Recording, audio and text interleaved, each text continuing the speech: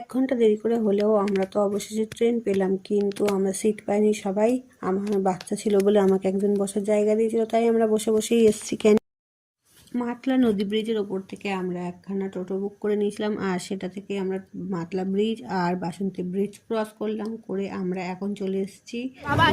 রাস্তাটা ভালো করে দিয়েছে না, সেবারই তো করে দিয়েছিল না, বাগান আছে। এই তো লাইনগুলো নতুন দেখো।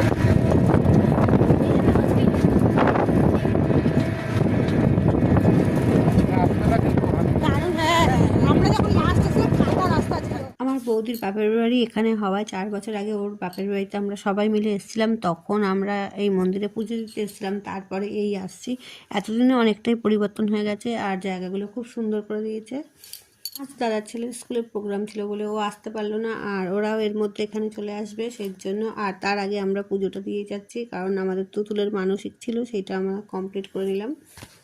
আর এখন আমরা সবাই মিলে চলে যাচ্ছি ঘাটের দিকে। এখানে বড় পুকুর আছে, এই পুকুরটার মধ্যে আমরা এখন পা টা ধুয়ে তারপরে আমরা মন্দিরে যাব, সেটাই আমরা এখন রেডি হচ্ছি।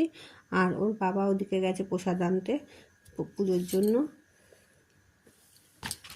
মন্দিরটা ভীষণ জাগ্রত হওয়ায় শনি মঙ্গলবার ভীষণ ভিড় হয়। কিন্তু আজ যেহেতু আমরা সকাল সকাল এসেছি, সেই জন্য ভিড়টা খুব কম, আর আমার বৌদিও বলেছিল ভিড়টা কম হবে।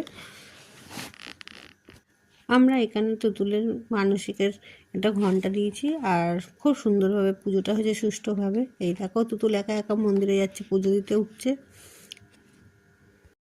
অবশেষে বহু প্রতীক্ষার পর আমাদের 3টে মানত সম্পূর্ণ হলো। ভীষণ সুন্দরভাবে এখানে পুজো দিলাম।